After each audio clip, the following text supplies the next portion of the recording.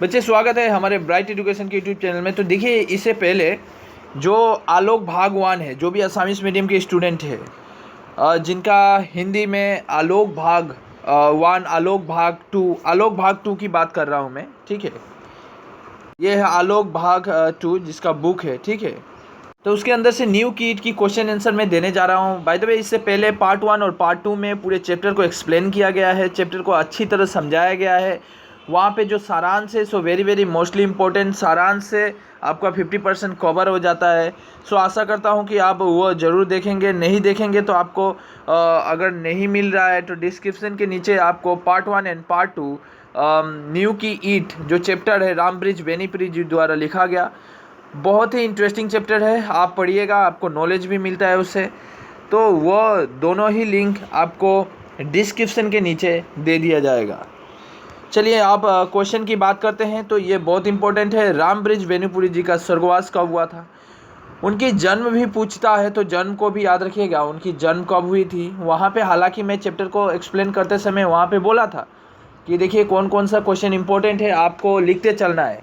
इसलिए मैं जब भी पढ़ाता हूँ आपको पेन एंड कॉपी लेकर ही बैठना है। आपका माहौल बिल्कुल स्कूल का जैसा, ट्यूशन का जैसा रहता है। बिल्कुल आप वीडियो पे कंसंट्रेशन बना के आपको जो दिया जा रहा है उस तरह लिखें। बेनीपुरी जी का स्वर्गवास कब हुआ था ये तो सही है, लेकिन उनका जन्म भी ज़रूर याद रखिएगा। देखिए, उनकी मृत्यु हुई थी ये 1968 में। बेनीपुरी का स्वर्गवास हुआ था। न्यू कीटो को धनी क्यों माना गया है, वहाँ पे मैं ऑलरेडी समझा चुका हूँ। जो भी बच्चे वो चैप्टर को समझे हैं वो आराम से इन आंसर को दे सकते हैं। खुद ब खुद उनका आंसर अपने मन से ही निकलेगा, क्योंकि जब कोई कहानियाँ हमें दादी जी सुनाती हैं, हम सुन लेते हैं, तो इसके बाद हमें, या हम जब मूवी देखते हैं, मूवी का एंजॉय करते हैं देखते समय, तो बाद में कोई भी अगर कुछ पूछता है, बोलो तो मूवी के अंदर क्या हुआ था, कैसे हुआ, तो हम उसको आराम से बोल सकते हैं। बिल्कुल आपकी कोई भी चैप्टर का क्वेश्चन आंसर भी वैसा ही रहता है। पहले चैप्टर की एक्सप्लेनेशन को ध्यान से सुनिए, उसके बाद क्वेश्चन पे जाइए, तभी आप आराम से समझ पाइएगा। न्यू की ईंटों को धन्य क्यों माना गया है, देखिए क्योंकि आधारशिला बनने के कारण, क्योंकि न्यू की ईंट जो है ना, वही एक मजबूत आधार बनती है ताकि वो पूरे ईंट को टिका सके। सुंदर सृष्टि हमेशा क्या सोचती है, तो कि बलिदान। सुंदर सृष्टि हमेशा बलिदान खोजती है, ठीक है। ये इंपॉर्टेंट क्वेश्चन आया हुआ था एग्जाम में, ये ना सोचे कि एग्जाम में नहीं आया था। मैं क्वेश्चन दे रहा हूँ, ये एग्जाम में आया है। यहाँ पे देखिए, न्यू की ईट पाठ के आधार पर न्यू की ईट के लक्ष्यार्थ को स्पष्ट कीजिए। मतलब यहाँ पे बोला है न्यू की ईट की गुण क्या है, न्यू की ईट किसे कहा गया है, किन व्यक्तियों का कहा गया। पाठ जब भी मैं समझाया था वहाँ पे तोड़ तोड़ के समझाया था मैं, एक एक शब्द को समझाया गया, क्योंकि न्यू की ईट यहाँ पे बलिदान त्याग किसको बोला गया है, जो लोग लोभ, लालच, यश, ये सब को छोड़कर, हिंसा को छोड़कर समाज की सेवा में जुटे हैं, वही लोग तो न्यू की ईट है ना। देखिएगा, आप सारांश में अच्छी तरह समझाया गया है। फिर भी मैं यहाँ पे कहना चाहता हूँ, न्यू की ईट पाठ में लेखक ने नौ की ईंटों को, नौ की मतलब वही न्यू की ईंटों की निस्वार्थ त्याग और बलिदान का प्रतीक बताया है। न्यू की ईंट बलिदान का प्रतीक है, त्याग का प्रतीक है, याद रखिएगा। जब किसी सुंदर भवन पर मनुष्य की दृष्टि पड़ती है तो वह उसकी विशाल भव्यता, कलात्मकता आदि में उलझ कर रह जाता है। उसका ध्यान उस विशाल और सुंदर भवन को अपनी छाती पर संभालने वाली नींव की ओर नहीं जाता। यहाँ पे कभी बहुत अच्छी बात बोलना चाहते हैं, क्योंकि हम भी मार्केट में जाते हैं, कहीं भी जाते हैं, बस ऊपरी भाव को देखते हैं। ऊपर जो अच्छा लगा हम उसे पसंद कर लेते हैं, नहीं ये अच्छा लग रहा है, ऊपर से देखने में तो बहुत अच्छा, हालांकि उसके अंदर गुण क्या है। वो जो इमारत, एक बिल्डिंग बनी हुई है, देखने में बहुत सुंदर झलक रही है, पूरा लाइट वगैरह लगा हुआ है, बहुत सुंदर, लेकिन इसकी जो खूंटा है, इसकी जो नींव है, ये किस पे टिका है, ये कितना मजबूत है, इस पे किसी का ध्यान नहीं जाता, क्योंकि ये मिट्टी के नीचे दबा रहता है। और वही मूल है, वही मूल जड़ है, वही टिका के रखा है, और उसी को हम ध्यान नहीं देते। समझिएगा बात को, नहीं जाता है। इस नींव पर ही भवन को होना और न होना निर्भर होता है। मैंने पहले ही बोला, इसी पर भवन का होना और न होना, ये जो इमारत है ये टिका है, हालांकि इस खूंटे पे है कि नहीं, कभी यही कहना चाहते हैं। नौ के विचलित होने ही भवन का सारा सौंदर्य धराशायी हो जाएगा। नींव में गड़ने वाली ईंटों का कोई अपना स्वार्थ या लाभ नहीं होता। अब ये नींव की ईंट, इस खूंटे पे, अगर ये इस खूंटे पे ये महल टिका हुआ है, इस खूंटे पे बात कर रहा हूँ, तो ये खूंटा जब भी हिल जाएगा ना, पूरा घर को हिला के गिरा देगा। और ये जो खूंटा है, इसका कोई स्वार्थ नहीं है, निस्वार्थ भाव से वो चाहता है ऊपर वाला खुश रहे। मैं नीचे का ईंट हूँ, मेरे ऊपर का ईंट खुशी रहे, वो चाहता है। ऐसे लोग भी है समाज में, है अभी भी है, तभी समाज चल रहा है, नहीं तो समाज चलता नहीं। वे तो इस जिंदगी भर की कैद को इसलिए स्वीकार करती है कि संसार को एक भव्य भवन और सौगात मिले। अच्छी बात है, सही कल्पना किया गया। देखिए ये क्वेश्चन का आंसर है, लिख लीजिए। आप आराम से बना के भी लिख सकते हैं जब चैप्टर को समझिएगा। यदि देश के नौजवान नींव की ईंट बनने को तैयार हो तो देश के प्रौढ़ लोगों की क्या भूमिका होनी चाहिए? नींव की ईंट निबंध को ध्यान में रखते हुए दीजिए। हाँ, हम पहले क्वेश्चन को देखिए, अकॉर्डिंग टू क्वेश्चन हमें जवाब देना पड़ता है। क्वेश्चन को बहुत अच्छी तरह समझना है। मान के चलिए क्वेश्चन में ही आंसर भी छिपा रहता है, पहले आपको समझना है। यदि देश के नौजवान, देश की युवा पीढ़ी है, जो नौजवान है, हम हैं, आप है कि नहीं, आपके भाई बहन है, पड़ोसी के लड़के हैं जो जवान है, बूढ़े नहीं है, वह अगर नींव की ईंट बनने के तैयार हो तो देश में प्रौढ़ लोगों की क्या? अब बताइए कि जो नौजवान है, आप है, आप नींव की ईंट बनना चाहते हैं, तो उसमें बूढ़े लोगों की, जो बुढ़ापे पे चले जा रहे हैं, उन लोगों की क्या भूमिका होनी चाहिए? आप तो नींव की ईंट बन गए, ठीक है, मानता हूँ, आप भी नींव की ईंट बने, आप समाज की सेवा कर रहे हैं, आप लोभ लालच त्याग दे दिए, आपने हिंसा भाव छोड़ दिया, हमेशा पूरा ज़िंदगी समाज के लिए लगा दिए, है कि नहीं? तो आप नींव की ईंट बनने के लिए तैयार हो गए। लेकिन ये जो प्रौढ़ अवस्था, यानी ये जो बुढ़ापे, सॉरी एक कॉल आया था, कोई बात नहीं। यहाँ पे देखिए, बातें वही है कि हमारी जो उम्र वाले लोग हैं, उनकी क्या भूमिका होनी चाहिए अगर बच्चे और नौजवान अगर नींव की ईंट बनने के लिए तैयार हो जाते हैं। यहाँ पे आपको ये निबंध के अनुसार ही आंसर देना है। देखिए मैं फिर भी समझा देना चाहता हूँ। आज हर प्रौढ़ और वृद्ध जवानों को उनके कर्तव्यों का स्मरण कर रहा है। युवाओं से बड़ी बड़ी अपेक्षाएं की जा रही है। हाँ, बात सही है। जितने भी प्रौढ़ और बुजुर्ग लोग हैं, जितने भी बुजुर्ग लोग, जिसके वयस्क लोग बोला जाता है, आपके माता पिता की बात बोल रहा हूँ, वो लोग चाहते हैं कि देश के युवा, देश के जो भी युवा है, वो बड़ी बड़ी उनसे अपेक्षाएं करते हैं कि हमारी देश के युवा अच्छा काम करे, समाज की सेवा करे, देश की सेवा करे, देश की रक्षा करे, है कि नहीं? तो वही यहाँ पे वे लोग अपेक्षाएं कर रहे हैं। अपेक्षा करना मतलब एक आशा रखना कि हाँ, हमारा बेटा बड़ा होके देश की रक्षा करने जाएगा या फौज बनेगा। तो ऐसे कुछ आशाएं। यदि देश के युवा अपनी जिम्मेदारी को उठाने को आगे आए तो फिर देश के प्रौढ़ और वृद्धों का दायित्व क्या होनी चाहिए? निश्चय यह कि विचारणीय प्रश्न है। बड़े लोगों का कर्तव्य है कि युवाओं को सही मार्गदर्शन करें। देखिए यहाँ पे कभी एकदम सटीक भाव से आंसर दे रहे हैं, कभी सटीक भाव से समझा रहे हैं कि युवा पीढ़ी अगर देश के लिए अपने को नींव की ईंट बनने के लिए तैयार कर रहे हैं, बनना चाहते हैं, तो यहाँ पे जो वृद्ध पुरुष है, जो प्रौढ़ पुरुष है, जो जिस तरह वयस्क व्यक्ति की बात बोल रहे हैं कभी, जो वे लोगों को, उन लोगों की क्या दायित्व होनी चाहिए? उन लोगों का दायित्व होना चाहिए जो उनके जो भी बेटा है, बेटी है, जो भी युवा लोग, हमारे देश के युवा लोग, चाहे वो अपना बेटा नहीं भी हो, लेकिन बेटा समान ही होता है, तो वो अगर जा रहा है अपने देश के, अपने समाज की सेवा करने के लिए, नींव की ईंट बनने के लिए, तो उनको सही मार्गदर्शन देना ही उन लोगों का मूल कर्तव्य है। That's important. यही बातें ही आपको पूरा मार्क दिलाएगा एग्जाम में। बस इतना ही, 2 शब्द। देखिए शब्द कम ही लिखना चाहिए, ऐसा बात नहीं है। एग्जाम में हम चाहते हैं हाँ बना के लिखेंगे, पेपर भर के, ये भाई बनाना है, पेपर भर के लिखना है, ये कंसेप्ट कौन बतलाया आप लोगों को? ये ऐसा बात नहीं है। अकॉर्डिंग टू क्वेश्चन और पॉइंट लिखना चाहिए। जिस तरह मैंने बोला, पॉइंट अभी बोला ना, युवा पीढ़ी जब जा रहे हैं तो वहाँ पे जो वयस्क है, प्रौढ़ वृद्ध लोग हैं, उनकी क्या दायित्व होनी चाहिए कि सही मार्गदर्शन दे। पॉइंट की बात है, ये 2 पॉइंट लिखूंगा, मार्क मिलेगा ही।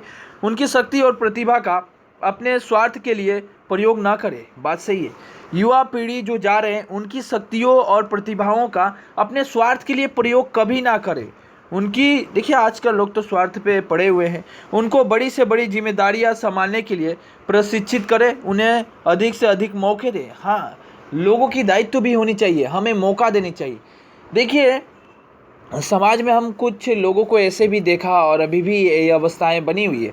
हालांकि देखा जाए तो सरकार ने लागू किया है कि सभी को शिक्षा मुफ्त दिया जाएगा, सभी बच्चे को 14 वर्ष तक बिना शुल्क के पैसे के पढ़ाया जाएगा। इसके बावजूद भी बहुत सारे गार्जियन को मैंने देखा अपने बच्चे को काम में लगा देते हैं, खेत में लगा देते हैं, बर्तन मांजने के लिए लगा देते हैं, घर में खाना बनाने के लिए रख देते हैं, इसके बावजूद भी स्कूल नहीं भेजवाते हैं। तो ऐसा जिम्मेदारी हमें लेके नहीं चलना है, ऐसा जिम्मेदारी हमें लेके चलना ही नहीं है।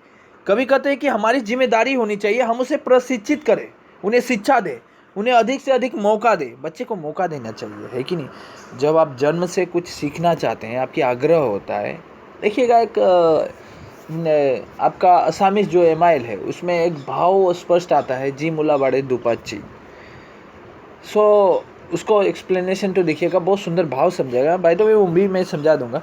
राम ब्रिज बेनीपुरी जी का जन्म हुआ था, कहाँ पे हुआ था ये देखिए, ये तो यहाँ पे दे दिया चाहिए, मुजफ्फरपुर जिले के अंतर्गत बेनीपुरी नामक गांव में हुआ था। बेनीपुर जिले को जेल की यात्रा करनी पड़ी थी, ये 2 माह का था। बेनीपुरी जिले यात्रा करनी पड़ी थी, हाँ यात्राएं करनी पड़ी थी। ये किस लिए करनी पड़ी थी? भारतीय स्वतंत्रता संग्राम में सक्रिय सेनानी होने के नाते। ये इंपॉर्टेंट है, ये लगेगा ही लगेगा। बेनीपुरी जी का स्वर्गवास निधन कब हुआ, ये पहले बोला था। चमकीली सुंदर सुगर इमारत वस्तु किस पर टिकी हुई है? देखिए ये तो नींव की ईंट पर टिकी हुई है कि नहीं। देखिए नींव की ईंट पर टिकी हुई, डायरेक्ट, और कुछ नहीं, बस यही आंसर होगा, नींव की ईंट पे। दुनिया का ध्यान सामान्यतः किस पर जाता है? दुनिया का ध्यान कंगूरे पर जाता है। कंगूरे मतलब ऊपर की भाव। अब महल है ना, ये महल की ऊपर ही भाव को देखेंगे, इसके नीचे जो धसा हुआ ईंट है वो उसको आप देखने नहीं जाएंगे, मतलब ऊपर कंगूरे पर जाता है। नींव की ईंटों को हिला देने का परिणाम क्या होगा? पूरा सब जमीन पे गिर जाएगा। नींव की ईंट को हिला देने का परिणाम कंगूरा जल्द ही जमीन पर गिर जाएगा। यहाँ पे कंगूरा की तात्पर्य क्या है? जो महल के ऊपर जो भी ईंटें लगी हुई है उसको कंगूरे की ईंट से कल्पना की गई है। और जब जमीन के नीचे वाला ईंट को ही हिला देंगे, ईंट को ही हिलाएंगे, तो ऊपर वाला तो गिरेगा ही गिरेगा। ये सुंदर सृष्टि हमेशा क्या खोजती है? फिर से क्वेश्चन को शायद रिपीटेशन पे यहाँ पे टाइप किया गया है, तो वो बलिदान खोजती है। लेखक के अनुसार गिरजाघरों के कलश वस्तु किनकी शहद में चमकते हैं?